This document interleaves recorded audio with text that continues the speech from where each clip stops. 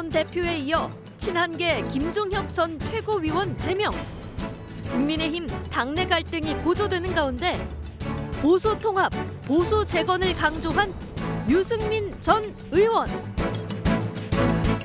4선 국회의원. 전 새누리당 원내대표. 2017년 19대 대선 바른정당 후보로 출마. 최근 여론조사에서 차기 경기도지사 보수 진영 후보 적합도 1위를 차지하며 정계 복귀 여부에 관심이 쏠리는데 전부 다 하나가 돼서 그 보수 재건의 길을 그 해결책을 찾았으면 좋겠습니다. 유승민 전 의원이 본 6.3 지방선거와 국민의힘 상황 집중 분석합니다. 지방선거를 앞둔 이번 설 연휴 밥상머리 민심의 정치권은 관심을 기울일 텐데요. 유승민 전 의원과 이야기 나눠봅니다. 유 전 의원님 안녕하십니까? 예, 안녕하십니까? 네, 설 연휴인데요. 집중분석 오랜만에 찾아주셨습니다. 예, 1년 만에 왔습니다. 네, 그동안 어떻게 지내셨어요? 요즘 뭐 한 두 가지에 굉장히 꽂혔습니다. 네. 하나는 이 AI 시대, 이게 저는 앞으로 경제, 안보, 국방 이런 데도 완전히 결정적인 영향을 줄 거라고 생각합니다. 그래서 제가 뭐 AI에 대해서 기술적인 걸 공부하는 건 아니지만 네. AI 시대 국가 전략이 뭐냐, 저는 그 점이 앞으로 우리나라가 살아가는 데 굉장히 중요하다고 생각하고 거기에 좀 꽂혀 있고요. 또 하나는 국제 정세가 이게 굉장히 지금 많이 흔들리고 있습니다. 네. 미국이 옛날 미국이 아니고 중국이 옛날 중국이 아닙니다. 미국과 중국 사이에 우리나라가 어떻게 살아갈 것인가, 거기에 굉장히 꽂혀 있고, 그리고 뭐 사람 만나면 아무래도 요즘 국민의힘 이 답답한 보수 정치 상황에 대해서 그러겠죠. 걱정하는 말씀 많이 듣고 저도 굉장히 깝깝하고 안타깝게 보고 있습니다. 말씀하신 대로 최근 이제 국민의힘 당내 상황이 복잡합니다. 한동훈 전 대표에 이어서 김종혁 전 최고위원 제명, 예. 또 배현진 의원 당원권 정지 1년 중징계 처분을 받았는데요. 일각에서는 이게 숙청 정치다 이런 비판이 나옵니다. 예.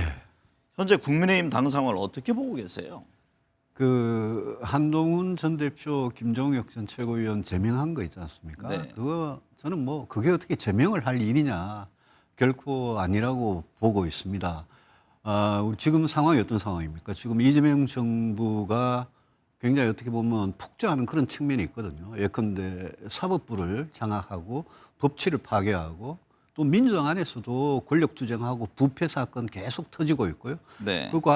그 안에서 우리 일반 국민들의 어떤 일자리 문제, 또 자영업자들의 문제, 물가, 환율, 집값 여러 가지 문제들이 있기 때문에 이럴 때 야당인 국민의힘이 뭔가 이재명 정권의 폭주를 막고 또 어떤 대안을 제시하고 국민들께 좀 희망을 드리는 그런 역할을 하는 게 우리 국민의힘의 역할인데, 지금 집안 싸움을 하고 있는 이 모습은 너무 안타깝고, 저는 한동훈 전 대표에게도 좀 한 말씀 드리고 싶은 게, 이거는 1년 전부터 그동안 본인이 가족이 연루된 그 문제에 대해서 아주 깨끗하게 쿨하게 사과하고 네. 정치적으로 해결할 시간이 많았거든요. 근데 이거를 정치로 해결하지 못하고 그 윤리라는 걸 앞세워 가지고 제명을 하고 당원권 징계를 하고, 이 사태는 저는 징계는 분명히 이건 잘못됐다, 네. 과하다고 보고, 이게 왜 장동익 대표나 한동훈 전 대표나 정치로 해결을 못하는지, 우리가 그런 거 정치로 해결하라고 있는 사람들인데 네. 너무 안타깝습니다. 당 윤리위원회는 본래 당내 질서를 관리하는 기구인데요. 예. 요즘은 당내 갈등의 중심에 있기도 합니다. 이준석 전 대표 중징계를 기점으로 윤리위의 기능이 달라졌다는 분석이 나옵니다. 자해 정치라는 말도 나오던데요. 이 점은 어떻게 보세요? 자해자, 숙청이다 이런 말을 들어도 할 말이 없는 게, 윤리위원회나 또 당무감사위원회 같은 게 있습니다. 이게 당의 어떤 규율, 기강 이런 거를 확립하는 기구라고 보시면 되는데, 뭐 결국 당이 이제 자정 능력을 갖기 위한 그런 기구죠. 그런데 거기 사람들을 누가 임명을 합니까? 당대표가 임명을 하는 거거든요. 네. 근데 보면 이제 윤리위원회 결정을 가지고 당대표나 당 지도부가 그거는 윤리위원회 독립적인 결정이니까 우리는 모르겠다 이런 식으로 발뺌을 하는 거, 그거는 국민들이 인정을 믿지를 않을 거고요.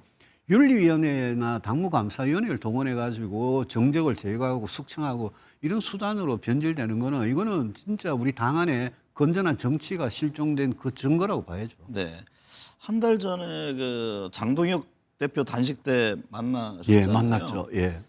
장동혁 대표에게 어떤 점을 당부했는지 궁금합니다. 그때보다 지금 예. 뭐 집안 싸움이 더 격화되는 그런 모양새인데 해결책은 없을까요? 그때는 우리 당의 대표가 네. 그 특검, 그 통일교나 또 대장동 항수포기나 이런 특검을 주장하면서 당 대표가 건강을 해치는 단식을 했기 때문에 저는 정말 인간적인 차원에서 단식을 좀 말리고 중단하고 이렇게 위해서 간 거고요. 네. 제가 그 자리에서 언론에 이제 던졌던 메시지가 있습니다. 우리 생각이 서로 다르더라도 이게 지금 보수 재건이라는 게 우리가 갖고 있는 가장 큰 일인데 서로 머리 맞대고 보수 재건의 어떤 건전한 길을 좀 찾자. 네. 그러려면 서로 대화도 하고 서로 인정을 하고 이래야 되는데 그런 점이 안 되고 있는 게 너무 답답하다. 그래서 제가 장 대표에게도 그날 가서 던진 메시지가 저는 뭐 정말 진심으로 말씀을 드린 거니까 네. 당 대표가 보수 재건을 하는 중심 역할이 있어야 되니까 그런 역할 꼭 좀 해달라 이런 메시지였습니다. 네. 이재명 대통령이 여야 양당 대표를 초청했으나 예. 국민의힘 장동혁 대표가 대통령 오찬 회동 불참을 통보하면서 이게 무산됐습니다. 불과 1시간을 앞두고 불참 결정을 내린 건데요. 예, 협치를 걷어찬 것 아니냐 이런 지적도 나옵니다. 이 점은 어떻게 보셨어요? 되게 답답하게 봤습니다. 당연히 야당 대표면 당연히 갔어야죠. 네. 가서 그 전날에 법사위에서 재판소원법하고 대법관 증언법이 이제 민주당 주도로 뭐 일종의 뭐 강행 통과됐는데 네. 아니 그걸 포함해서 지금 이재명 정부가 잘못하고 있는 부분에 대해서 야당 대표로서 국민들께서 보시는 그 자리에서 할 말을 다 해야죠. 기회를 주었잖아요. 그럼요. 저도 2018년에 문재인 정부 초반에 남북 정상회담 앞두고 제가 야당 대표로 가서 그 자리에서 국민들 보시는 앞에서 다 말씀드렸고 또 윤석열 정부 때도 이재명 지금 당시 대표가 야당 대표가 윤석열 대통령한테 이렇게 써가지고 와서 다 읽었거든요. 네. 장 대표도 장동혁 대표도 당연히 대통령이 부르면 그런 좋은 기회가 어디 있습니까? 야당 대표로서 할 말 다 하고 대통령이 답변을 요구하고 그러고는 뭐 밥상을 없든지 뭐 주는 밥 먹고 나오든지 네. 그랬어야 되는데 이게 다 가겠다 그랬다가 1시간 전에 취소 통보를 했잖아요. 저는 네. 그게 우리 지금 일부 극우 유튜버들이나 아니면 아주 뭐 강성이라고 이렇게 인식이 되는 최고위원들 그분들 반대로 만약 당대표가 가기로 했다고 만약 했던 걸 취소하고 안 간 그런 결정을 한 거라면 그건 대단히 좀 크게 보지 못한 잘못된 결정이라고 생각하고 다음에 혹시 이재명 대표 만날 일이 기회가 있으면 꼭 가서 야당 대표가 국민들 보는 앞에서 할 말 다 해야 된다는 그런 생각이죠. 대미투자특별법을 처리하기 위해서 여야 합의로 예. 특별위원회가 뭐 구성돼서 열렸는데 시작부터 파행입니다. 예. 국이 달린 사안인 만큼 이게 대미투자특별법을 포함해서 민생 법안 처리에는 여야가 힘을 합해하는 것 아니냐 이런 얘기들이 많이 나왔잖아요. 그렇습니다. 예. 어떻게 봤습니까? 우리가 지금 107석밖에 안 되잖아요. 네. 그러니까 숫자 힘으로는 민주당을 당할 수가 없습니다. 네. 대미투자특별법 같은 거는 우리가 원래 비준 동의를 요구했거든요. 근데 그 요구를 약간 철회하는 그 조건으로 특위를 지금 하는 건데 저는 당초 요구했던 비준 동의는 그거는 유효하다고 타당하다고 생각을 합니다. 다만 그 관철을 못 시키니까 특위에서 이 문제는 트럼프 대통령이 이거 가지고 뭐 관세를 25%로 올리고 지금 압박을 하고 있지 않습니까? 네. 그러니까 저는 이거는 시간을 끌 문제는 아니다. 특위는 특위대로 우리가 100% 참석해서 우리 국민의힘이 제시하는 생각하는 그런 대미투자특별법의 내용을 우리가 제시하고 만약 우리 요구가 받아들여지지 않고 민주당이 잘못된 대미투자특별법을 통과시킨다. 그러면 우리는 보이콧하고 국민들한테 왜 반대하는지 알리고 반대하면 되는 겁니다. 저는 이거는 빨리 시간을 끌 문제가 아니고 이거 이외에도 앵커께서 방금 말씀하신 여러 가지 민생 관련 네. 그런 법안들은 저는 우리는 분명히 우리 생각을 밝히고 최대한 관철을 시키기 위해서 노력하고 안 되면 반대하는 그 방법밖에 지금 없습니다. 네. 민주당과 조국혁신당의 합당 논의가 중단됐습니다. 6.3 지방선거 이후 다시 논의하기로 했는데요. 이 국민의힘과 개혁신당과의 선거연대 등등에도 관심이 쏠립니다. 지금 이준석 대표는 선을 긋고 있는데요. 그 가능성은 어떻게 보고 계세요? 가능성 굉장히 낮다고 봅니다. 네. 저는 명분이 별로 없을 거다라고 보고요. 지금 뭐 무슨 개혁신당하고 우리가 연대한다고 해가지고 지방선거에서 이길 수 있다 그런 형편이 지금 아니거든요. 그리고 이준석 대표 개혁신당 입장에서도 뭔가 그런 중요한 결정을 하려면 정치적인 명분이 필요한데 지금 우리 국민의힘의 모습이 그 사람들한테 과연 명분을 줄 수 있는 모습이냐. 그래서 가능성이 높지 않을 거라고 봅니다. 지방선거가 가까워오는데 예. 국민의힘이 지금 후보 구하기가 만만치 않다는 얘기가 나옵니다. 보수 강세 지역에서는 출마자가 주를 잇지만 그 외 지역은 기초단체장 후보를 찾기가 어렵다는 건데요. 왜 이런 상황까지 왔다고 보시고 또 국민의힘 지도부나 지지자들에게 호소하고 싶은 건 어떤 겁니까? 제가 이 점은 정말 좀 진심을 담아서 강조하고 싶은 게 있습니다. 지금 당의 모습이 이게 정상적인 당이 아닙니다. 네. 얼마 전에 최근에 뭐 여론조사, 각종 여론조사 다 보면 이재명 대통령에 대한 지지도 굉장히 높고요. 그리고 민주당과 국민의힘 지지도가 거의 뭐 절반입니다. 우리가 절반입니다. 그리고 심지어 뭐 저도 대구 경북 출신입니다만은 대구 경북도 거의 지지도가 비슷합니다. 네. 그런 상황에서 제가 며칠 전에 대구를 다녀왔는데요. 대구에서 지금 뭐 무슨 뭐 김부겸 전 총리 나오면 찍겠다는 사람들 많습니다. 네. 지금 대구 경북도 흔들릴 정도니까 지방선거 전체가 뭐 수도권, 충청권, 강원권 또 저 PK, 부산, 울산, 경남권 좀 뭐 다 위험합니다. 왜 이렇게 됐냐? 저는 근본적인 원인이 보수의 분열이라고 생각을 합니다. 그 네. 분열이 뭐냐? 이게 몇 달, 1년 뭐 이 정도 된 분열이 아니고 10년이 넘게 된 분열이고요. 지난 10년 동안 우리가 두 분의 대통령을 배출했는데 두 분 다 탄핵을 당했습니다. 네. 보수 분열의 핵심은 탄핵이었습니다. 그 탄핵에 대해서 찬성하고 반대하는 이 두 의견이 우리 보수 유권자들 사이, 우리 당원들 사이에, 우리 의원들 사이에 정말 그동안 치열하게 싸움만 하고 분열만 했습니다. 그러다 보니까 선거 때마다 보수가 분열돼서 판판이 지고 그 반사 이익을 이재명 정권 민주당이 다 가져가 버립니다. 네. 그런데 우리가 무슨 국정의 철학이나 정치의 철학이나 당의 이념적인 노선이나 정책이나 이런 거 가지고 지금 경쟁하는 게 아니고 딱 그겁니다. 핵심 탄핵. 두 번의 탄핵에 대해서 우리가 찬탄과 반탄으로 나뉘어 가지고 이렇게 10년을 지금 싸우고 있습니다. 제가 벌써 7년이 됐네요. 네. 2019년에 가을에 제가 탄핵의 강을 건너자라고 했습니다. 그런 말씀하셨죠. 네. 왜냐하면 탄핵의 강을 우리가 건너지 않고는 이 보수가 분열된 거를 통합을 할 수가 없습니다. 네. 그러면 건너려면 어떻게 해야 되느냐? 탄핵에 찬성하신 분들, 반대하신 분들이 국민들 사이에 있습니다. 그분들의 분열을 그대로 두고 이 당이 하나가 되어서 갈 수가 없고 분열된 상태로 선거를 치르면 총선이든 지선이든 대선이든 우리는 뭐 판판이 패배할 수밖에 없는 상황입니다. 그래서 제가 우리 의원들 이전에 우리 당원분들 또 우리 국민의힘을 걱정하시고 지지하시는 분들께 제가 이렇게 말씀을 드리고 싶은 게 우리가 진짜 선거를 이기고 싶냐? 선거에 이길 전략이 있나? 그렇게 하려면 우리 이 탄핵에 대해서 진짜 강을 건너지 않으면 아무것도 할 수가 없다. 네. 그래서 어떻게 보면 지금 이재명 대통령 이 정권이 잘못을 하더라도 막 폭주를 하더라도 아무런 견제를 못하는 게 우리 국민의힘 때문입니다. 네. 제가 제발 탄핵의 강을 건너자 그랬고 최근에 장동혁 대표 그분도 최근에 탄핵의 강을 건너겠다고 그랬습니다. 그런데 네.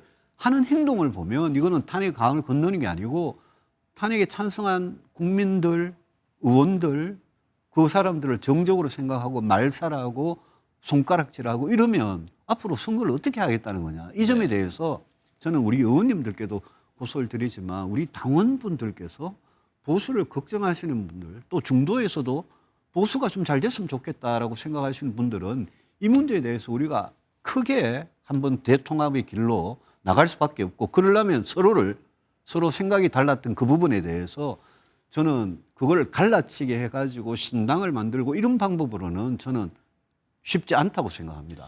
그러니 통합을 하자는 이야기. 네. 근데 이제 큰 국민의힘 화해를 말씀하셨듯이 하자는 뭐 당명도 바꾸기로 예. 했고 했지만 뭔가 이제 변화를 추구하려 해도 이른바 이제 윤 어게인 문제 이게 지금 계속 부각이 되고 예. 있고 또 최근에는 고성국 전한길 씨 등과 관련한 논란도 예. 있지 않습니까? 그러니까 이 같은 움직임에 대해서 이게 진정한 보수의 길이냐 이런 또 질문들을 던지잖아요. 아니 그 유튜버들이요. 네. 뭐 소위 극우 유튜버들이 그분들이 비평을 하고 그걸로 돈을 벌고 막 뭐 그거 다 좋습니다. 하시라 이거예요. 다만 그분들이 우리 야당의 보수 정당의 어떤 의사결정에 그분들이 영향을 미치는 이거는 저는 있을 수 없는 일이라고 생각합니다. 그리고 제가 그분들한테 오히려 거꾸로 한번 뭐 토론을 제안하고 싶은 심정이 있는 게 그분들이 생각하는 보수라는 게 도대체 뭐냐? 방금 말씀하신 윤어게인 네. 지금 비상계엄을 하고 지금 19일 날 지금 윤석열 대통령의 내란 내란 혐의에 네. 대해서 1심 재판 선고가 나오지 않습니까? 이게 저는 이제 마지막 우리 기회일지도 모른다라고 생각하는데 그런 점에 대해서 과연 우리 보수가 뭐냐? 제가 오래전부터 보수가 바뀌어야 된다. 네. 개혁 보수 길로 나가야 된다라고 생각했던 게 이게 보수에 대해서 국민들께서 갖고 계시는 아주 오래된 잘못된 이미지 있지 않습니까? 그런 걸 불식시키지 않고는 보수가 살아날 수 없다. 이래 됐는데 그동안 10년 동안 탄핵을 2번 당한 거죠. 네. 그래서 지금은 그분들한테 제발 당이 국민 다수의 지지를 확보하는 방향으로 좀 도와주셔야지 오히려 지금 민주당에 비해서 절반밖에 안 되는 이 지지율을 더 줄어들게 만드는 그런 언행, 그런 당에 대한 간섭 이런 거 좀 그만하시라 제가 말씀드리고 싶습니다. 한간에는 현재까지 1순위 당명이 공화당이라는 보도가 나오기도 했던데요. 우리가요. 우리 역대 정당의 우리 역사를 보면 공화, 정의, 민주, 네. 자유 이런 말들을 많이 써왔습니다. 그런데 이런 말들이 이제 과거 우리 잘못 때문에 많이 오염이 됐거든요. 그런데 만약 방금 말씀하신 대로 우리 새로운 당명이 공화당이다. 그러면 저는 그 당명에 반대할 생각 전혀 없습니다. 네. 왜냐하면 제가 공화주의자입니다. 네. 저는 진짜 공화주의 정신 이게 앞으로 우리나라가 민주주의를 넘어서 더 정말 탄탄한 그런 성숙된 나라로 가려면 공화주의가 꼭 필요하다는 그래서 헌법에 생각이거든요. 민주공화국이라고 민주공화국이죠. 네. 그래서 근데 그 공화주의 정신을 참되게 살리는 정당으로 가겠다면 저는 그 정당을 누구보다도 쌍수 들고 환영을 할 겁니다. 근데 말만 옛날에 자유당이다, 공화당이다, 뭐 민주정의당이다 그런데 따와가지고 하는 행동, 하는 실천은 하나도 바뀐 게 없으면 네. 그럼 국민들께서 어떻게 평가하시겠습니까? 김문수 전 장관, 김은혜, 안철수 의원의 경기도지사 불출마를 선언했습니다. 유승민 전 의원이 보수 지정에서 가장 유력한 경기도지사 후보로 거론됩니다. 후보 지지율도 그렇고요. 출마 계획이 궁금한데요. 이거 세 번째 말씀드리는 건데 저는 전혀 생각 없습니다. 네. 저는 저에게 남은 정치적 소명이 우리 정치 바꾸는 것, 특히 저는 보수 정치인이기 때문에 보수 정치를 어떻게 바꾸고 가지고 지금 2번의 탄핵 이후에 이렇게 완전히 망해버린 이 당을 보수 정당을 어떻게 다시 재건하느냐, 보수 정치를 재건하는 저는 그게 네. 제 사명이라고 보고 그걸 위해서는 뭐 뭐든지 하겠다는 생각입니다. 선거에서 그럼 어떤 역할을 모르겠습니다. 아직 이 당이 저는 선거에 이길 그런 생각이 조금이라도 지금 있는 상태가 아니고 지금 선거를 뭐 이제 3달 얼마밖에 안 남은 이 선거를 앞두고 이렇게 자중질환을 벌이고 있으니까 제가 뭐 어떤 역할이 있을지 당장은 좀 지켜봐야 되겠습니다. 딸 유담 씨의 인천대 교수 채용과 네. 관련해 논란이 있는데 이 점에 대해서 하실 말씀이 있으신가요? 그거는요. 지금 경찰이 수사를 하고 있고 감사원이 감사를 하고 있고 고려대학교에서 논문 검증을 하고 있습니다. 네. 근데 제가 분명히 말씀드리는데 법률적으로, 정치적으로, 학문적으로도 전혀 문제가 없었습니다. 저는 뭐 경찰, 감사원 다 감사하고 수사하고 이러니까 저는 하루빨리 저희 결백 또 제 딸의 결백이 밝혀지기를 바랄 뿐입니다. 한간에 이재명 정부의 총리직을 제안받을 뻔했다 연락이 왔지만 예. 전화를 받지 않아서 결과적으로 뭐 더 이상 진전되지 않은 것으로 전해졌는데요. 뭐 지난 얘기입니다만 어떤 과정이 있었던 건가요? 뭐 대선 전에 그런 제안이 왔던 거는 뭐 분명한 제가 말씀드린 대로 사실이고요. 네. 그 뭐 여러 번 또 전화가 이재명 당시 후보나 또 김민석 지금 총리 그런 분들 전화 왔던 거 제가 뭐라 그럴까요? 제가 이재명 후보와 김민석 총리한테 직접 전화를 받은 거 여러 번 거군요. 왔었죠. 5월 네. 초에 여러 번 왔었는데 저는 26년째 정치를 하면서 저는 뭐 스스로 보수 정치인이고요. 네. 저는 제가 있는 이 몸담고 있는 이 보수 정치의 쇄신이 한국 정치 변화 개혁에 도움을 준다는 생각으로 정치에 왔기 때문에 제가 뭘 이렇게 그걸 선을 넘어서 민주당에 가가지고 정치를 하고 이런 생각은 전혀 없습니다. 이재명 정부 출범 8개월여 지났습니다. 주가 5,000포인트 달성 등이 현실화되기도 했는데요. 전반적으로 경제 정책 어떻게 보고 계세요? 주가가 올라간 거는 잘 됐죠. 투자자들 입장에서는. 네. 근데 뭐라 그럴까 약간 착시 현상이 있습니다. 국민들께서 주가가 5천이 넘으니까 우리 경제가 지금 잘 가고 있는 거냐 그런 착시 현상이 있습니다. 근데 다른 실물적인 지표들이나 환율이나 물가나 성장률이나 일자리나 자영업의 어려움이나 이런 걸 보면 지금 우리 경제는 굉장히 어려움에 처해 있습니다. 제가 연초에 지난달에 대통령께서 신년 기자회견을 하는 거를 제가 유심히 봤습니다. 네. 대통령께서 제일 강조한 게 성장입니다. 근데 대통령께서 말씀하시는 성장이라는 게 예컨대 이런 겁니다. 지방주도 성장, 또 골고루 성장한다, 또 문화, 안전, 평화 이런 이야기를 하면서 네. 성장 이야기를 하시고 그래서 제가 그 안에 보니까 아니 성장 이야기를 이렇게 많이 하면서 구체적인 성장 전략이 없다. 국가 전략이 없다. 그건 어떤 거냐면 예를 들면 이런 겁니다. 지금 AI 시대에 반도체, 휴머노이드 로봇 이런 게 굉장히 중요하고 앞으로 우리나라는 결국은 AI, 반도체, 휴머노이드 로봇 이런 게 우리나라의 운명을 좌우합니다. 이거는 경제뿐만이 아니고 안보 국방에도 그렇습니다. 네. 그러면 대통령이라면 그런 부분에 대해서 내가 임기 동안에 내가 어떻게 우리 경제를 성장시키겠다 이런 게 있는데 전부 다 이 이상한 말들밖에 없었습니다. 그래서 제가 요 최근에 경기도 그 용인에 반도체 클러스터 문제 가지고 일부 민주당 의원들이 반도체 클러스터 용인이 지금 계획 중인 거를 뭐 예컨대 호남 지배 지역으로 옮기겠다 이런 말을 하지 않습니까? 근데 지금 그럴 때가 아니라 네. 그 용인에 대통령실에서는 정리를 했죠. 지금 그 예, 부분에 대해서 용인에 더 이상- 있는 반도체 클러스터는 그거는 어떻게 하면 더 빨리 더 효율적인 공장을 지어가지고 우리 삼성전자나 SK하이닉스가 세계적인 기업으로 중국과의 초격차를 더 벌릴 수 있도록 그게 더 중요한 거거든요. 그걸 위해서 전력이다, 토지다, 용수다 이런 거를 더 적극적으로 뒷받침해주고 기업의 자본이 모자라면 정부가 산업은행을 동원해서라도 돈을 더 풀겠다 이런 게 있어야 되는데 그런 게 없는 게 되게 아쉽고요. 요즘 대통령께서 집값 문제 말씀 많이 네. 하시죠. 옛날 트위터죠. 요즘 X에 막 하루에도 몇 번씩 막 쓰시고 그러는데 제가 그 이재명 대통령한테 물어보고 싶은 게 있습니다. 집값 안정이라는 거는 여야 보수 진보 떠나서 다 바라는 거 아닙니까? 국민들 특히 수도권의 집값 안정은. 네. 그런데 대통령께서 다주택자 양도소득세를 중과하는 거 그거 하나 가지고 지금 집값 안정 문제가 해결될 거라고 생각하고 이렇게 막 그냥 트위터에 X에다가 그렇게 계속 강한 메시지를 내시는지 저는 그거는 말이 안 되는 정책이다. 네. 집값 안정을 진짜 원한다면 그 집값 안정을 가져올 수 있는 정책을 내놔야 되는데 네.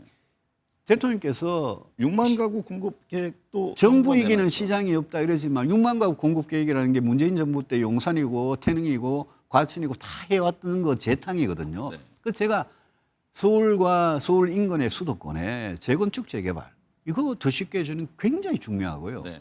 그다음에 우리가 서울과 경기도 인천의 그린벨트 이거 좀 정비해야 되지 않느냐 지금은 네. 중요하고요. 또 저는 이런 생각이 듭니다. 무주택자한테 전세를 끼고 사는 거를 갭 투자라 그러고 막 죄악시하잖아요. 근데 무주택자가 전세 끼고 주택을 구매하는 것까지 지금 강력하게 규제를 하는데 그렇게 되면 무슨 수로 내 집 마련의 꿈을 달성을 합니까? 그래서 저는 부동산 정책에서 집값 안정을 위해서 진짜 대통령이 그리 바란다면 선거용으로 그렇게 막 급박을 할 게 아니라 제대로 된 정책을 내놓으라 이런 말씀 꼭 좀 드리고 싶습니다. 네. 이번 설에는 어떤 정치 이야기가 우리 밥상에 오를까요? 갈등이 아닌 지역의 내를 위한 대화로 설 밥상이 더 풍성해지길 기대합니다. 오늘 함께해 주셔서 감사합니다. 예, 고맙습니다.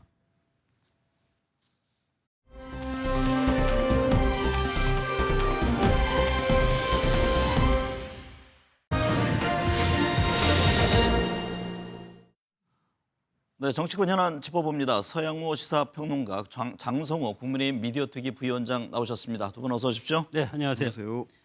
서양호 평론가님, 설 연휴 첫날에도 이재명 대통령 부동산 관련 메시지를 SNS에 올렸습니다. 집 팔라고 강요하지 않는다. 부동산 정상화를 추구할 뿐이다라고 강조했는데요. 부동산 겁박을 멈춰라는 국민의힘 주장에 대해서 정부의 정책 방향성이 분명하다 이런 점을 밝힌 것으로 보입니다.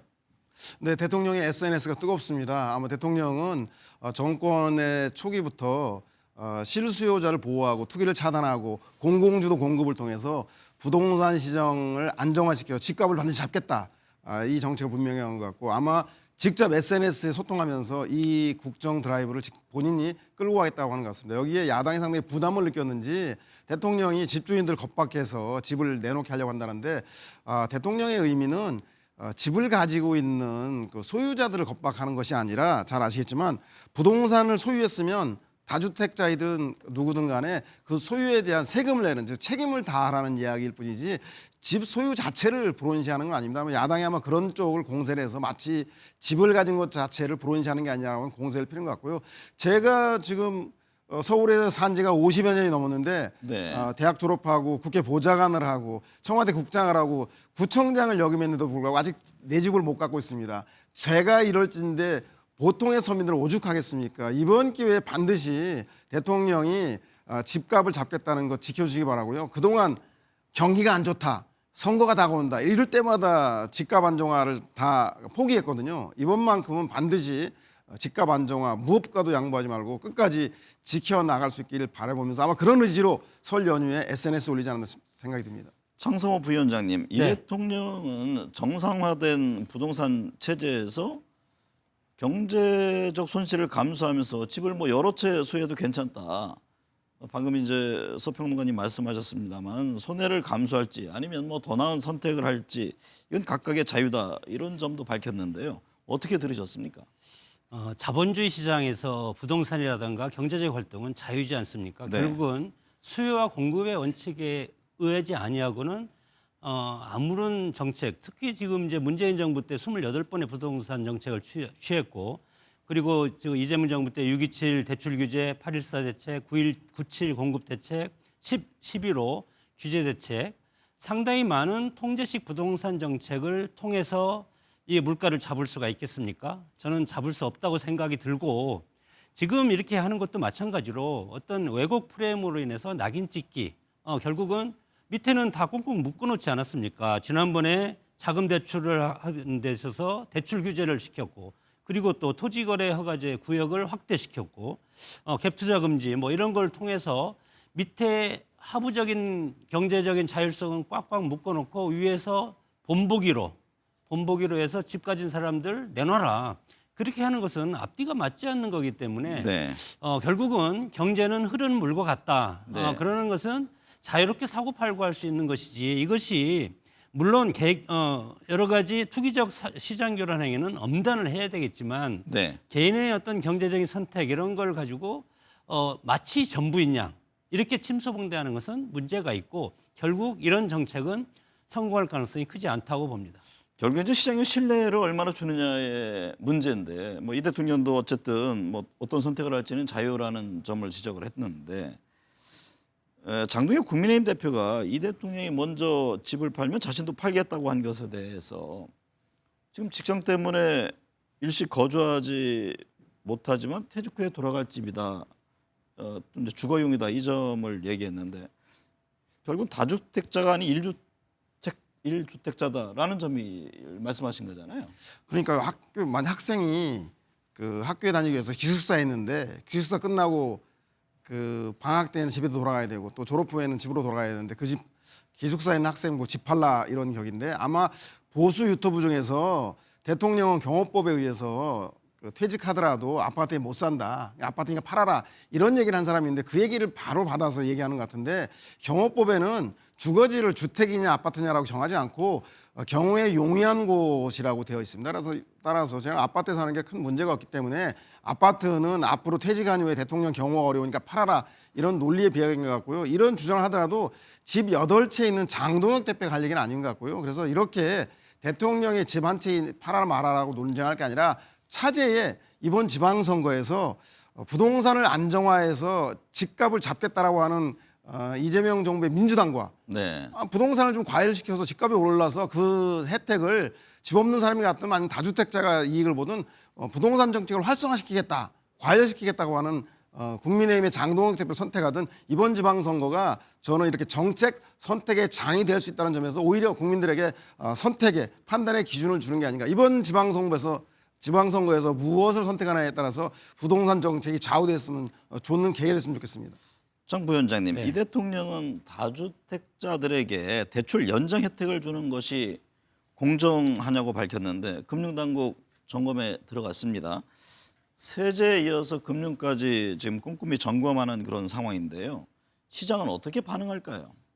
글쎄요. 만약에 제가 반포에 집이 있는데 30억이다. 그러면 두 채를 가지고 있다. 그러면 제가 반포 30억짜리를 내놓고 그러면 그것이 소위 말해서 청년 신혼부부 서민들한테 이 집이 돌아가겠습니까?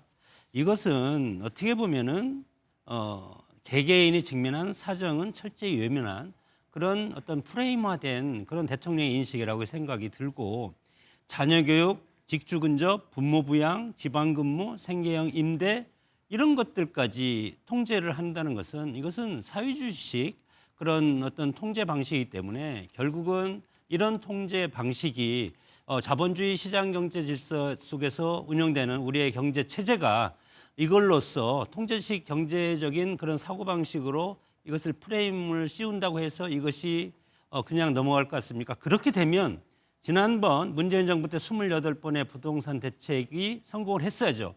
결과는 어땠습니까? 강남의 부동산 집값이 2배 정도 오르지 않았습니까? 그렇기 때문에 근본적으로는 공급을 확대하는 것이 가장 중요하다. 공급을 확대하되 지금 먼저 신규 물량이 공급될 것이다. 이런 시그널을 먼저 줘야 되는데 지금 뭐를 먼저 했습니까? 대출 규제 같은 걸 먼저 하지 않았습니까? 그러면 집 없는 청년들은 어디 가서 그러면 이 돈을 어디 가서 벌어서 이 집을 살 수가 있겠습니까? 그렇기 네. 때문에 앞뒤가 맞지 않는 이런 정책은 성공할 수가 없다고 봅니다. 저도 정부가 공급 대책도 같이 제시를 했죠. 서평론가님, 정치권 이야기 해보겠습니다. 이재명 대통령 여야 대표 오찬 회동 제안에 장동혁 대표가 1시간을 앞두고 불참 통보를 해서 무산됐는데요. 이게 서로를 향해서 초등이라는 표현을 쓰면서 비꼬았습니다. 지켜보는 국민 입장에서는 참 한숨만 나오는 그런 광경 같아요. 여야당 대표가 책임 공방으로 이제 초딩 같다란 공방을 주고받았는데 저는 뭐 초딩 공방 이전에 엄밀하게 저는 이번에는 장동혁 국민의힘 대표가 잘못됐다 생각이 듭니다. 우리가 사람 만나면 밥은 먹고 다니냐, 식사하셨습니까, 밥 한 끼 하자 이렇게 한 얘기가 뭐냐면 대화하고 소통하자라고 하는 그 제안을 했고 수용을 했는데 당리당략적인 문제로 일방적으로 거절한 문제에 대해서는 저는 장동혁 대표가 분명히 책임이 있다는 생각이 듭니다. 그런데 초딩 논란 이전에 핵심적으로 장동혁 대표가 거절한 그 핵심 그 사항이 악법이라고 했는데 악법이 소위 말해서 법원 개혁과 관련된 3가지 법입니다. 법 왜곡죄, 대법관 증원 그리고 재판 소원 그 법인데 이 3가지 법 중에서 저는 하나만 보더라도 법 왜곡죄 같은 경우는 아니 검사나 공무원들은 직권남용으로 처벌을 할 수 있는데 재판관은 치해법관입니다. 아무런 규제할 수단이 없습니다. 따라서 지금 논란이 되고 있는 법 문제에 대해서 초딩만이라고 다툴 게 아니라 이 3대 법에 대해서 야당에서는 무엇이 문제고 또 여당은 무엇을 때문에 이 법을 개혁해야 되는지에 대해서 이 내용을 가지고 좀 국민들에게 선택지를 주게 된다라면 오히려 초딩 정치 공방보다는 훨씬 더 국민들의 선택을 받게 하기 용이하지 않을까 생각이 듭니다. 민주당과 조국혁신당과의 합당이 지방선거 이후로 미뤄졌습니다. 20여일간 민주당 당내 그리고 또 지지자들 간의 공방이 치열했는데요. 누가 웃고 누가 울었다고 보십니까? 단기적으로는 제가 볼 때는 국민의힘이 제일 웃었을 것 같고요. 그리고 조국혁신당이나 민주당이 울었을 것 같습니다. 잘 아시다시피 민주당은 이번 일을 통해서 통합과 합당이라고 하는 리더십에 상당한 손실을 봤고, 그리고 지지층과 중도층에게 불안감을 주면서 오히려 당 지지율에 대해서 더 끌어올리지 못한 결과를 낳았고요. 아마 보수층은 이런 그 여당의 분열상을 보면서 속으로 웃지 않았나 생각이 들고요.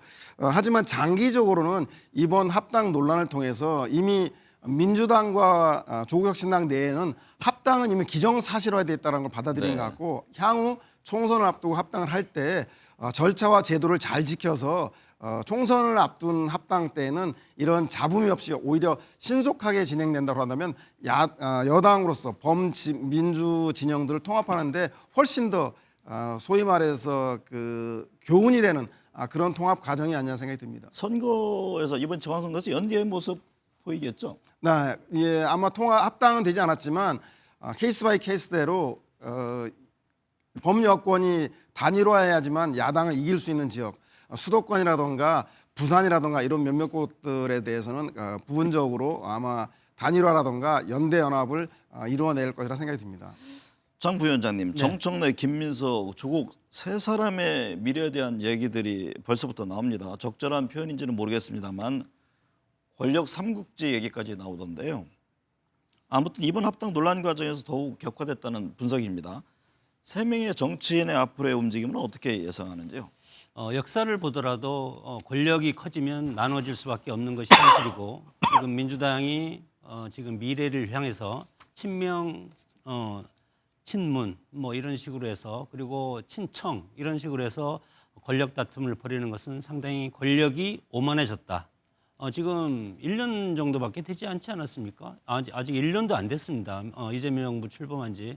그럼에도 불구하고 차기를 향해서 내부적인 갈등이라든가 권력 투쟁 이런 것들을 국민들한테 보여준다는 것은 민주당 권력이 상당히 오만해졌다고 생각이 들고, 권력이 오만해졌을 때 그 선택, 결국은 국민이 매서운 준엄한 그런 심판을 가져온다, 그렇게 생각이 들고, 정청래, 김민석, 조국 세 사람의 그 정치적인 성향을 보면은 친문 그리고 친명 이렇게 두 갈래로 나뉘어질 수가 있고, 여기에 지역까지 덧붙여서 상당히 복잡한 권력적인 그런 합종 연행이 이루어질 가능성이 크기 때문에, 이렇게 되면 과거에 DJ, YS 뭐 이렇게 해서 분열됐듯이 민주당이 지금 너무 크지 않습니까? 그렇기 때문에 국회도 하나 정권도 잡고, 그리고 사법부도 지금 거의 영향력 하에 있고, 검찰권도 장악하고, 이런 상태에서 너무 오만한 권력이 있기 때문에 이 오만한 권력이 취해서 결국 내부적으로 분열의 길을 갈 가능성이 상당히 크다고 봅니다. 서영호 평론가님, 국민의힘 중앙윤리위원회가 배현진 의원에 대해서 당원권 정지 1년 중징계를 결정했습니다. 배현진 의원은 장동혁 지도부가 서울의 공천권을 강탈했다고 비난했는데요. 윤리위는 정치적 이유가 아니라 배 의원이 지난달 25일 SNS에 올린 미성년자 아동 사진이 중징계 이유라고 설명을 했네요.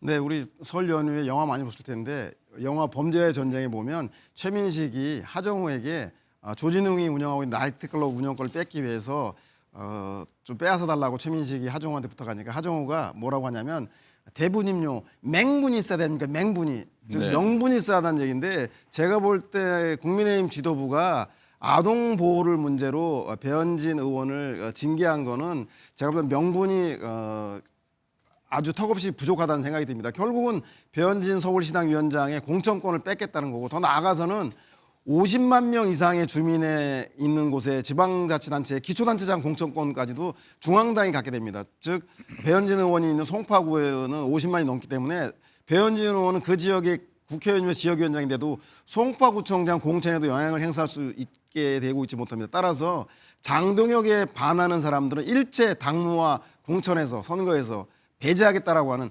장동혁 그 체제의 일당 그 식의 운영을 해나가겠다는 모습에 다름 아니기 때문에, 이것은 아동을 보호하겠다는 명분치고는 너무 과한 그런 징계가 아닌가 생각이 듭니다. 배현진 의원이 중징계를 받은 것을 두고도 국민의힘 내용이 지금 계속되고 있습니다. 네. 친한계뿐만 아니라 소장파 의원들마저도 서울 선거에 대한 우려를 나타내고 있는데요. 지금 지방선거 최대 격전지인 서울 선거를 책임질 지금 위원장 자리가 공석이 된 거잖아요. 네. 어떤 향후 예상을 하십니까? 당이라는 것은 선거에서 이기기 위한 결사체고 상당히 선거가 중요하지 않습니까? 과거 예를 들어보면 김영삼, 김대중 전 대통령들이 같은 당에 있을 때는 정권을 잡지 못했습니다.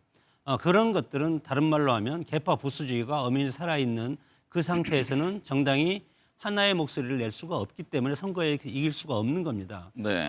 이것을 어떤 친한계를 쳐내기 위한 그런 거라고 저는 보지 않고 당에서 이렇게 하는 것은 윤리라는 것을 객관적인 검증기구를 통해서 이것에 대해서 심판을 해서 당원권 정지를 이제 통해서 지방선거는 서울시당 위원장이 없고 아마 다음 주에 서울시당 위원장 직무대행을 임명을 이제 최고에서 해서 네. 이제 공천을 하기 때문에 그것은 예를 들어서 법적인 절차는 법적인 절차로 갈 수밖에 없다고 생각 들고 일단 국민의힘이 중요한 것은 단일 대우는 단일 대우로 가서 지방선거에 필승하는 그 전략은 맞지만 그럼에도 불구하고 어떤 개파 보수지 이런 것들이 훼손하는 것은 작금의 현실에서 가장 중요한 그런 포인트라고 생각이 들고 YS하고 DJ가 서로 분열에 대해서 각각의 정당을 차려서 나갔을 때 결국은 김대중 대통령이 됐고 김영삼 대통령이 되지 않았습니까?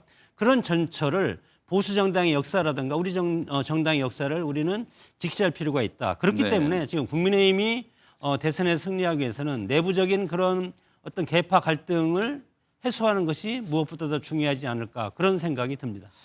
설 연휴가 끝나는 오는 19일이죠. 윤석열 전 대통령에 대한 내란 재판 1심 선고되잖아요.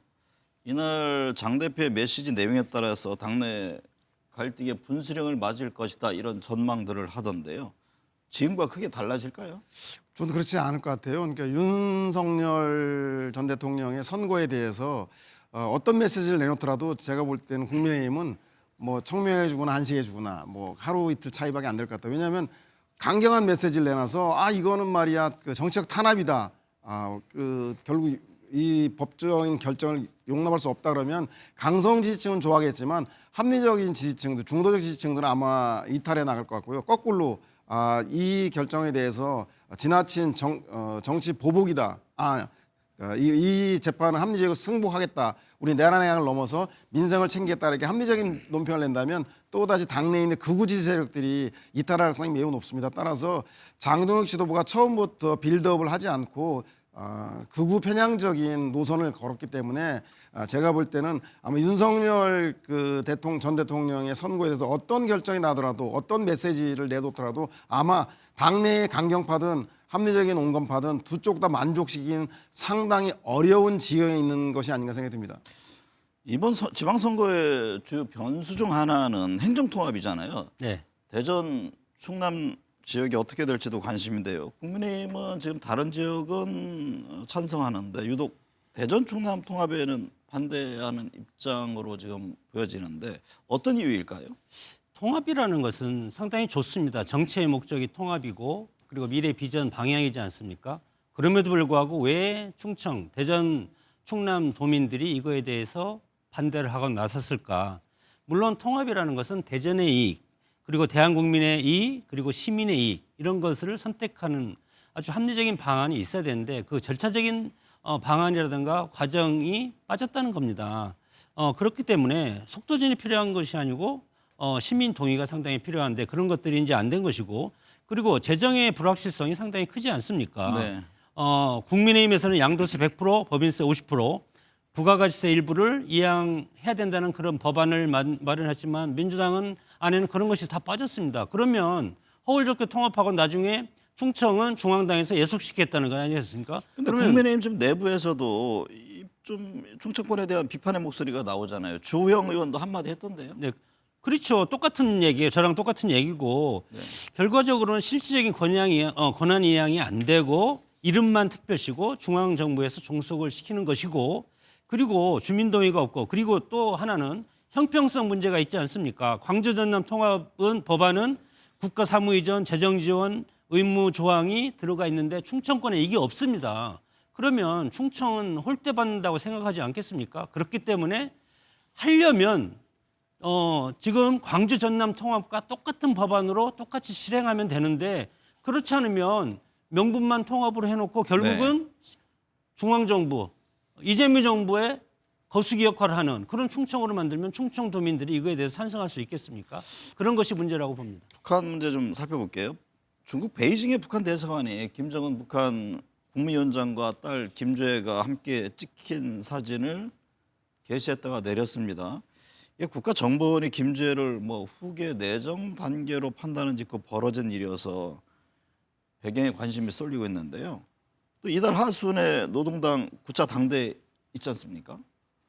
지금 북한의 움직임을 어떻게 보고 계세요? 북한에서 후계고도의 가장 중요한 것은 백두혈통이냐 네. 아니냐의 문제인데 김주애는 김정은 위원장의 자제로 제가 보기엔 백두혈통이기 때문에 후계구도로 정하는 것은 그 문제는 되지 않을 것 같습니다. 다만 김정은이 살아있고 아주 젊기 때문에 조기에 후계구도를 가시화하지는 않을 것 같습니다. 무엇보다 한국에 있어서는 후계구도가 불확실할수록 북한은 남북 대화를 하지 않고 내부 체제 결속으로 해서 대외적으로 강경 정책을 가져왔습니다. 따라서 이번 후계구도가 안정적으로 관리되는지 그렇지 않은지를 유의 깊게 지켜보면서 남북 대화에 대한 원칙과 입장을 새롭게 가져나갈 때가 아닌가 생각이 듭니다. 네, 오늘 두 말씀 감사합니다.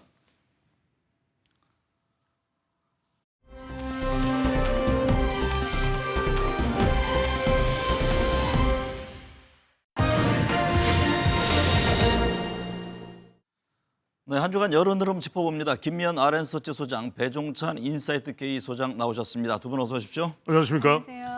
김미연 소장님, 이재명 대통령 지지율이 갤럽에서 63%, 리얼미터에서는 55.8%를 기록했습니다. 지난 한 주 지지율을 어떻게 보셨습니까? 이번에 발표된 여론조사 결과를 좀 종합해 보면 대통령 국정 지지율이 전반적으로 다 상승했습니다. 모든 여론조사에서요. 특히 이제 우리가 살펴보고 있는 갤럽 조사에서는 아주 큰 폭으로 상승했는데요. 한 일주일 만에 5%포인트 상승했고, 네. 그 마찬가지로 이제 그 부정평가는 이제 3%포인트 하락한 26으로서 올해 들어서 최고치 그리고 최저치를 기록을 했습니다. 대통령 국정 지지율이 이렇게 상승한 배경에는요. 이번에는 좀 특별하게 정통적인 보수층에서 대통령에 대해서 높게 평가한 결과로 이런 결과가 나왔습니다. 예를 들자면 PK에서 대통령 국정 지지율이 크게 상승했고요. 특히 70세 이상에서는 48에서 57%로 9%포인트 상승했습니다. 그리고 이제 제가 여러 번 말씀드린 것처럼 이제 저는 이제 소득 수준을 상당히 중요하게 보는데 갤럽 조사에서 보면 소득 수준이 상관없이 본인 소득이 뭐 상위든 아니면 하위든 간에 모든 계층에서 대통령 국정 지지율이 모두 상승을 했습니다. 아마도 일부에서는 이것이 그 코스피가 최고치를 5,500피를 달성했던 결과가 아닌가 하는 이야기도 있습니다. 저는 뭐 이것도 맞는 얘기지만 그것보다는 대통령 구대에서 상당히 국민들이 하고 있는 일의 역할에 대해서 아주 좋게 평가하고 있는 것 같습니다. 긍정평가 1위가 경제 민생으로 나오네요. 네네. 네. 배 수장님, 갤럽 조사를 보면 이 대통령 지지율이 특히 충청 지역에서 10%포인트, 부산, 울산, 경남 지역에서 15%포인트 올랐습니다. 해당 지역 지지율이 크게 상승한 원인은 어떤 겁니까? 대통령 국정 수행 상승의 요인들이 복합적으로 주요하게 작동을 했다 이렇게 볼 수 있는데 앞서 이제 정은가 외국께서 말씀하셨듯이 대통령의 국정 수행 지지율은 ESC 경제 그리고 외교 소통입니다. 지금 이제 외교 안보 쪽보다는 경제와 소통인데 말씀하셨던 대로 주식 또 이 부동산에 대한 강력한 의지가 대통령의 지지율을 끌어올렸을 테고 특히 소통입니다. 이 지역은 네. 최근에 대통령이 충북 충주를 방문을 했죠. 드림센터 그리고 경남 창원에서 9번째 또 타운홀 미팅을 가졌습니다. 그리고 거제에서는 내륙 KTX 이 철도 관련된 부분을 1960년대 추진되다가 중단되었던 것을 이어가겠다 발표를 했습니다. 그리고 또 하나 중요한 것이 비교입니다. 갤럽 조사에서는 대통령의 지지율 63%가 민주당과 국민의힘 지지율을 합한 것하고 비슷합니다. 네. 이렇게 비교되면서 대통령의 지지율은 올라갔는데 특히 이 충청권 그리고 이 부산, 울산, 경남 지역에서도 높아진 결과로 나타났습니다. 김미연 소장님, 이 대통령이 연일 부동산 정상화 의지를 밝히고 있잖아요. 케이스텐 리서치 조사 결과를 보니까 부동산 정책에 효과가 있을 거란 응답이 51%, 효과가 없을 거란 응답이 41%를 기록했는데요. 부동산 이슈가 이 대통령 지지율에는 어떤 영향을 미치고 있다고 보십니까? 대통령 지지율에는 크게 긍정적인 영향을 주고 있는 것 같아요. 오히려 우리가 예상했을 때는 부정적인 영향이 있을 거라 예상을 했었는데 지금 나오고 있는 여론조사 결과를 보면 긍정적인 효과가 있는 걸로 나타나고 있습니다. 저는 특히 이제 이 부동산 정책에 가장 지금 영향을 보고 있는 서울 지역이라고 할 수 있는데요. 서울 지역 같은 경우 보면 갤럽 조사에서 보면 직전 조사 대비 1%포인트 상승을 했습니다. 네. 그런 거를 감안해 봤을 때 이 부동산 정책에 대해서는 모든 국민들이 부동산이 이런 상태로 가다가는 큰일 난다는 것을 모두가 공감하고 있기 때문에 본인이 주택을 두 채를 소유했든 세 채를 소유했든 간에 그와 상관없이 이 대통령 뭔가 부동산 시장에 획기적인 변화가 필요하다는 그런 공감대가 지금 전 국민한테 형성되어 있었기 때문에 대통령이 이런 정책을 내놔도 국민들이 지금 호응하는 것이 아닌가 싶습니다. 이번에는 뭔가 변화가 있을 것이다. 이런 어떤 신뢰가 그렇죠. 작용하고 있다. 이렇게 네. 보시는 거군요. 네. 배 소장님, K-스탠 리서치 조사에서 트럼프의 대미 관세 압박과 관련해서 미국의 일방적 요구에 차분하게 대응한다는 응답이 69%를 차지했는데요. 이 같은 여론은 어떻게 해석할 수 있을까요? 왜냐하면 미국과의 이 거래는 흥분이 아니라 자분입니다. 어떻게 해야 될지 우리가 아주 정교하게 또 대응을 해 나가야 된다는 건데 바로 트럼프 대통령이 거래 기술 R of D일 아니겠습니까? 그러면 우리는 대응의 기술을 발휘해야 된다. 이때는 흥분이 아니라 차분이고 정교입니다. 지금 미국이 원하는 것은 입법 처리 신속 압박하는 거죠. 그다음에 추가 이익까지 요구를 하고 있습니다. 여기에 특정 업체의 로비까지도 의심스러울 수밖에 없습니다. 이럴 때 중요한 것이 이렇게 헐레벌떡하면 안 됩니다. 허겁 지겁하면 안 되고 얼렁뚱땅한 것을 경계하고 우리 국민 여론은 트럼프는 만만치가 않다. 차분하게 정교하게 대응하라는 것을 여론으로 보여주고 있습니다. 김 소장님, 정당 지지율 보면요. 갤럽에서는 민주당이 44%, 국민의힘은 22%, 리얼미터에서는 민주당이 47.6%, 국민의힘이 34.9%로 지금 양당 지지율 격차가 점점 벌어지는 그런 모습을 보여주고 있는데요. 정당 지지율 추이는 어떻게 봐야 합니까? 예, 갤럽 조사를 살펴보면요. 장동혁 국민의힘 대표가 취임한 이래 지금 여야 간 지지율 격차가 가장 많이 났습니다. 소위 말하면 이제 더블 스코어가 지금 난 건데요. 네. 근데 왜냐하면은 이 정통적인 보수층이라고 할 수 있는 아까 말씀하신 대로 TK뿐만 아니라 대전 충청 그리고 PK에서도 지금 지지율이 하락한 것으로 나타났습니다. 대전 충청에서는 24에서 14%로 한 10%포인트 하락을 했거든요. 물론 그 이유가 아까 우리 소장님이 설명해 주신 그런 이유인지는 모르겠지만 하여튼 지지율이 정통적인 보수층에서 지금 지지율이 지금 하락하고 있기 때문에 국민의힘이 지금 지지율이 계속 지금 하락하는 모양새를 보이고 있는데 저는 이것이 뭔가 이 돌파점이 필요할 텐데 아직까지는 장동혁 대표가 이 지점을 변곡점을 지금 못 만들어내고 있는 것이 네. 이 가장 큰 문제가 아닌가 싶습니다. 배 소장님, 민주당과 조국혁신당 합당이 지방선거 이후로 미뤄졌잖아요. 네. 갤럽 조사를 보면 조국혁신당 지지율은 2%로 하락하면서 지지율을 회복하지 못하고 있는 그런 양상인데 이거 어떤 배경으로 보십니까? 가장 중요한 것은 뭔가가 특징이 없다라는 겁니다. 그러니까 이제 이번 합당이 지방선거 전이 무산되면서 하고 비명소리를 가장 크게 지르는 것은 민주당이 아니라 조국혁신당이다. 네. 우리가 이 시사 스페셜에서도 계속 강조합니다만 지지율과 인기와 팬덤을 얻기 위해서 뭔가 뾰족한 게 있어야 되거든요. 그런데 우리가 정당 지지율을 이야기할 때는 3P라고 이야기합니다. 뭔가 특정 이념에서는 그래도 이 정당이야. 그다음에 특정 지역이나 연령대에서는 이 정당이야. 특정 정책에 대해서는 그래 이 정당이야. 이게 있어야 되는데 그게 뚜렷하지가 않다라는 겁니다. 조국 대표 빼고는 뭔가 상징적이 없다라는 것이에요. 그러다 보니까 공감대 약화, 그다음에 존재감 미약, 경쟁력 약화로 인해서 지난 총선 때는 지민 비조, 지역구는 민주당, 비례투표는 조국혁신당이 먹혔지만 그런 부분이 점점 희석되다 보니까 옅어지다 보니까 지금의 경쟁력 약화로 이어진 것으로 보입니다. 김 소장님, 지난 12일 이재명 대통령과 정청래 민주당 대표, 장동혁 국민의힘 대표 오찬 회동이 장 대표의 갑작스러운 불참으로 무산됐습니다.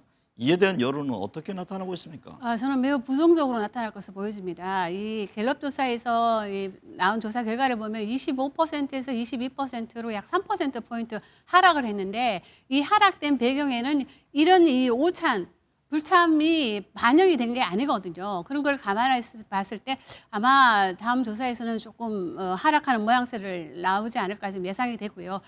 바로 제가 아까 말씀드린 것처럼 장동혁 대표는 뭔가 변곡점이 필요하거든요. 지지율을 좀 급상승시킬 수 있는. 그렇다면 이 이재명 대통령과의 오찬 회동에서 본인이 야당의 대표 주자로서의 본인의 존재감을 좀 드러낼 수 있는 좋은 기회가 있는데 그거를 이제 스스로 박찬 거에 대해서는 저는 여론은 매우 부정적으로 평가할 것으로 보입니다. 배 수장님, 국민의힘 내에서는 친한계 의원들을 연쇄적으로 징계하면서 내용이 깊어지고 있는데요. 이 같은 지속적인 움직임이 국민의힘 지지율에는 어떤 영향을 줄까요? 좋을 수가 없습니다. 지금 상황을 놓고서 이른바 점입가경, 망연자실. 그러니까 유권자들의 동력을 자꾸만 떨어뜨리는 것이거든요. 말 그대로 지지층들이 더 크게 자기 목소리를 내올 수 있는 지지한다, 지지한다 이렇게 이야기할 수 있는 샤우팅이 돼야 되는데 오히려 지금 갤럽 조사라든지 MBS 여론조사를 보면 점점 샤이해지는 현상이 나타나고 있습니다. 그러니까 내부 충돌로 어떤 결과가 이어지냐면 중도 이탈, 외연 차단, 짜증 폭발 이렇게 되는 것이거든요. 그러면 비슷한 현상이 있었던 최근에 뭐 같은 성격은 아닙니다만 민주당은 왜 괜찮으냐? 민주당은 대통령의 국정수행 긍정 지지율로 봉합이 되고 견인을 하는 겁니다. 그러다 보니까 유권자층을 보면 어떤 현상이 벌어지냐. 40대, 60대까지도 약화. 자영업층, 주부층, 전통적인 보수 성향이 강했던 계층입니다. 약화. 그다음에 충청뿐만 아니라 PK까지도 약화. 네. 예 현상으로 이어지고 있습니다. 김미연 소장님, 오세훈 서울시장이 지방선거를 이기려면 절윤해야 한다면서 지금 중도층이 현재 국민의힘 노선을 좋아하지 않는다고 지적했는데요. 실제 중도층 민심은 어떻습니까? 지금 나타나고 있는 연수사 결과를 보면 매우 부정적이죠. 왜냐하면 갤럽 조사의 정당 지지율을 보더라도 중도층에서 민주당을 지지하는 의견은 41%인데 국민의힘은 17%로 전체 평균보다 낮은 걸로 나타나고 있거든요. 대통령 국정 지지율도 보면은 중도층에서는 잘하고 있다는 응답이 66이고 못하고 있다는 응답이 24%거든요. 그런 거를 감안해 봤을 때 중도층에서는 이미 장동혁 체제 아니면 이 국민의힘의 현 상황에 대해서는 상황 판단이 좀 끝난 상태라고 보여지는데 네. 이런 상태에서는 뭔가 이 변곡점을 만들어야 되는데 그렇지 못하고 있다 보니까 오세훈 서울시장이 중도의 민심을 끌어오르기 위해서는 좀 절윤을 했다 이런 얘기를 하고 있겠죠. 배 수장님, 민주당 2차 종합특검 후보자 추천 논란이 있었는데요. 공소청 보완 수사권 문제가 어떻게 결론을 날지가 주목됩니다. 당정 간 이견으로 비춰지기도 했는데요. 이 같은 상황이 여론에는 어떤 영향을 주고 있습니까? 안 좋습니다. 지금 국민의힘이 상대적 경제력이 약화되어 있기 때문에 그런 이유 때문에 민주당은 한숨 돌리고 있는지 몰라도 이것이 길어지면은 상당히 부작용을 낳을 수밖에 없습니다. 왜 그러냐면 아까도 말씀드렸듯이 당 내의 내부 충돌은 중도를 약화시키고 외연을 차단시키고 짜증을 폭발시킨다는 말씀을 드렸습니다. 지금 이런 상황이 지금 확대 일로가 되면 내부 충돌이 지금 1인 1표제도 그렇고 1인 1표제보다는 지금 합당 추진이 상당히 논란이 됐던 부분입니다. 그러다 보니까 이렇게 되면 중도층 40대, 50대 이른바 민주당을 계속해서 전통적으로 지지하고 있는 영포치 세대, 그다음에 화이트 칼라까지도 상당히 이 석연치 않게 될 가능성이 높다라는 것이 부정적인 겁니다. 그렇지만 이제 지금은 그래도 왜 그것이 안 불거지느냐. 네. 대통령의 국정 수행 긍정 지지율로 일단은 봉합하고 지방선거를 이어가는 겁니다. 그런데 8월 전당대회 되면 불거질지 모르는데 그 주제 중요한 불씨가 되는 것이 2차 특검 왜 전준철 변호사를 추천을 했느냐. 그리고 지금 정청래 대표의 정무투표가 왜 그 사람이냐. 또 김용 전 부원장일 정도로 중요한 자리가 민주연구원 부원장인데 이진년 물론 사퇴는 했습니다. 부원장 이 지명은 뭐냐. 이런 부분들이 갈등의 불씨가 되고 있는 것으로 보입니다. 김 소장님, 갤럽 조사에 따르면 국민의힘 장동혁 대표가 제안한 선거 연령 만 16세 하향 제안에 대해서 응답자 77%가 반대하는 것으로 나타났습니다. 이 같은 여론 흐름은 어떻게 해석을 해야 할까요? 그 전체적인 의견뿐만 아니라 국민의힘 지지층에서도 반대 의견이 72%로 찬성 22%를 크게 앞섰거든요. 네. 근데 저는 이 아젠다 세팅에 좀 실패했다고 보여집니다. 이 선거 연령 하한은 이거 원래 진보 정권의 이 아젠다인데요. 이거를 지금 이제 장동혁 대표가 갖고 온 것은 이제 세간에서 말하고 있는 연령이 어려질수록 보수 성향이 나타나고 있다. 이런 거를 좀 감안한 것 같은데요.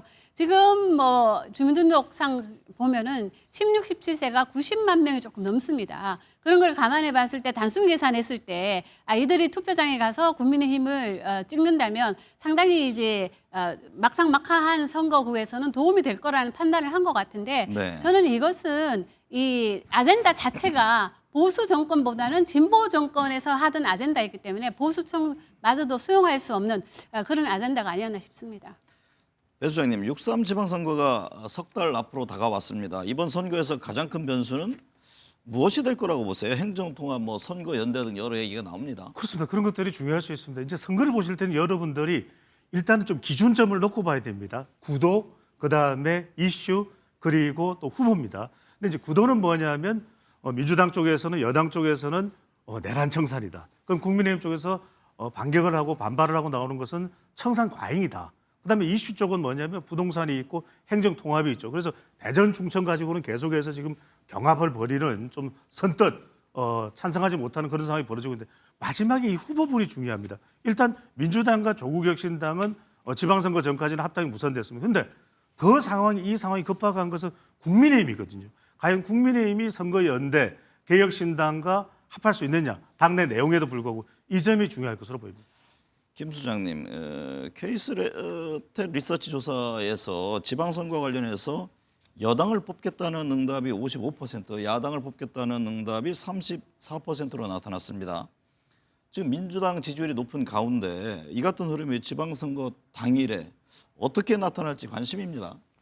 네, 여론조사는 이게 현재를 나타나는 현재 지표고 지금 이제 말씀하신 거는 예측이잖아요. 그러다 네. 보면 이 현재의 현상을 가지고 예측한다는 거는 매우 어렵습니다. 그럼에도 불구하고 지금 우리가 가장 이 선거를 예측할 때 두 가지 면이 중요하거든요. 하나는 대통령 국정 지지율과 그리고 투표율입니다. 그러니까 대통령 지지율이 지금 이 60%, 50% 후반대와 60% 초반대를 유지해 간다면은 상당히 여당에게 유리하겠죠. 반면 대통령 국정 지지율이 좀 하락하는 모양새를 보이고 투표율이 낮아진다면 상당히 야당한테는 유리할 것으로 보여지는데 저는 뭐 이 지금 상태에서 대통령 이 선거 결과가 어떻게 나올까는 좀 예측하기 힘들다 하더라도 저는 상당히 이 여권의 핵심 지지층이라고 할 수 있는 40, 50 세대는 이재명 대통령의 정책에 대해서 상당히 호응감을 맛본 사람들이기 때문에 네. 저는 투표장에 적극 참여할 가능성이 매우 높다. 그런 관점에서 본다면 이 야권의 상당히 어려운 선거가 되지 않을까 이렇게 조심스럽게 예측은 해봅니다.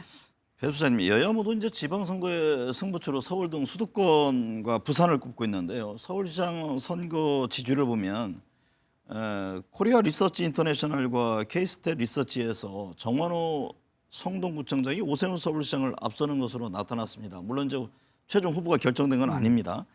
지방선거는 통상적으로 현직 프리미엄이 작용하잖아요. 이 같은 결과 어떻게 해석을 해야 할까요? 그러니까 왜 이럴까요? 그러니까 이제 선거는 구도인데 구도는 민주당 쪽이 정원 후보도 포함이 되겠죠. 앞설 수 있습니다. 오세훈 시장보다는 또는 국민의힘보다는 이슈인데 이슈는 또 이제 대통령이 또 전면에 나서면서 부동산입니다. 비슷해졌어요. 민주당 정원호 후보 또 오세훈 시장 별 차이가 없어요. 그러면 현역 프리미엄이 작동해야 되는 것은 인컴 포인트 이펙트가 작동돼야 되는 것은 바로 이제 이 후보 관점인데 후보를 지금 정원호 성동구청장은 이재명 대통령의 후광 효과 할로 이펙트가 작동을 하는데 오세훈 시장 오히려 현역 프리미엄이 작동 못하고 장호 갈등이 벌어집니다. 장동혁, 오세훈 갈등 이렇게 돼서 후보 파트에서 이게 우직권 이게 소리가 나고 있거든요. 네. 그러니까 이 부분을 얼마나 지금 오세훈 시장이 어떤 식으로든 수습해내느냐가 중요할 수밖에 없습니다. 김 소장님, 케이스텟 리서치 부산시장 후보 적합도 조사에서 전재수 민주당 의원이 40%, 박형준 부산시장이 30%를 차지했습니다. 전재수 의원 금품 수수 의혹 논란에 별 영향을 받지 않는 모습이네요. 아직 뭐 확정적인 지금 증거가 안 나왔기 때문에 그런 걸로 보여집니다.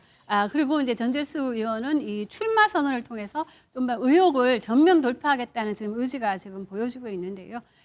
그럼에도 불구하고 이제 박형준 시장 같은 경우는 현역임에도 불구하고 전혀 프리미엄이 없는 것으로 보여지고 있습니다. 네. 그거는 바로 이 전재수 의원이 상당히 지금 이 부산 시민들이 요구하고 있는 아젠다를 먼저 세팅했던 결과라고 지금 보여지는데요. 예를 들자면 뭐 해양수사부 인전이라든가 해사법원 뭐 부산 유치라든가 북구 항로라든가 여러 가지 이런 아젠다에 대해서 이 부산 시민들은 하나의 기대감을 지금 갖고 있기 때문에 그래서 지금 전재수 의원이 조금 앞서는 것이 아닌가 이렇게 보여집니다. 배 소장님, 경남도지사 선거는 어떻습니까? 막상막합니다. 이걸 여러분들이 구도로 보시면 경남은 그래도 좀 보수 성향이 강하잖아요. 그런 거 구도를 봐도 비슷해. 김경수, 박환수. 그다음에 이슈를 봐도 뭐 뾰족한 이슈가 없어요. 이 지역도. 부동산이라고 할 수도 없고 그러니까 비슷해. 근데 마지막 후보도 대통령의 영향이 없다고는 할 수 없겠습니다만 긍정적인 영향이 그래도 이 지역은 다른 지역하고 좀 다르거든요. 그러다 보니까 이 지역은 후보도 비슷해. 그러니까 말 그대로 여론조사 결과를 보셔도 막상막하 구도 그다음에 이슈 후보가 비슷합니다. 김 소장님, 강원도지사는 어떤가요? 지금 이재명 후광 효과로 우상호 전 청와대 성무수석이 44 그리고 김진대 강원도지사가 32%를 차지했다는 조사 결과가 있습니다. 이런 걸 감안해 봤을 때 역시 우상호 전 정무수석은 대통령의 후광 효과를 상당히 보고 있다. 그런 관점에서 본다면 아까 말씀하시는 경남도지사의 김병수 지사는 상당히 지금 막상막하의 조사를 보이고 있는데 이는 네. 대통령 후광 효과가 이 우상호 전 정무수석만큼은 아니지 않느냐 이런 것이 좀 감안된 조사라고 보여집니다. 이번 주 어떤 점 눈여겨봅니까? 많습니다. 19일 바로 윤석열 전 대통령 1심 선고가 있고요. 그다음에 재판소원, 대법관 정원, 이 사법 법안도 있고 강선호 의원 체포 동의안도 있고요. 또 여당 당내 갈등, 야당 당내 갈등, 그리고 경제로는 주식시장, 한미 간세 협상 또 상황 등이 있을 것으로 보입니다. 네, 오늘 두 분 말씀 감사합니다.